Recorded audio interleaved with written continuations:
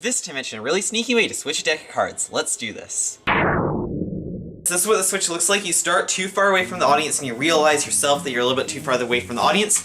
So you go to move towards the audience, and then you accidentally drop your deck of cards, pick it up, place it on the table, and just like that you have switched the deck of cards. When this is done, I'm going to show you right now. Alright, so this switch is actually very, very simple. All we have here is a piece of cardboard rolled up, just big enough to fit a deck of cards through it, taped to the bottom of the table. Obviously make sure that it's really well taped so it doesn't fall off, because that would be bad. So the way this works, obviously this isn't a very good table to use because we got all this different stuff in the way, and you know, it's kind of hard to deal with this kind of table. But basically all you gotta do, take your switch deck right there, and then you have your deck that you're using on the time.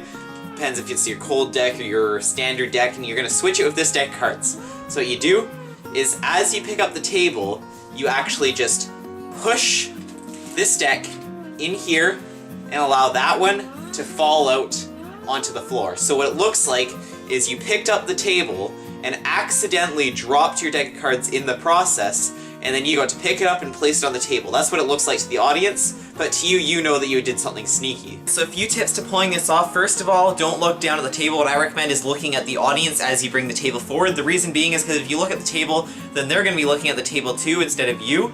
And what happens when they look at the table too is they might notice that the deck of cards is falling a little bit too far away from your hand in order for it to be the same deck. If that makes sense, it's not that big of a deal, but it's better if they're looking towards you, so when it falls out, it doesn't seem like it's too far away from your hand, and they won't be watching. So that's kind of what you want to do. And another tip is what you want to do is, as you're bringing the table forward with your deck of cards, you want to bring it halfway to the audience first, then let it fall, then you pick it up, then bring it the rest of the way to the audience. The reason you want to do this is because by bringing it halfway to the audience and then dropping it, it causes you to pick it up instead of the audience, so it makes you have a higher chance of getting to it first. It doesn't really matter if they get to it first, but there's a bigger possibility of them seeing your little contraption underneath if they try to pick it up. So bring it halfway to the audience first, then accidentally drop your deck of cards and pick it up yourself, all that kind of stuff. Then bring it all the way to your audience, and you have successfully switched the deck of cards.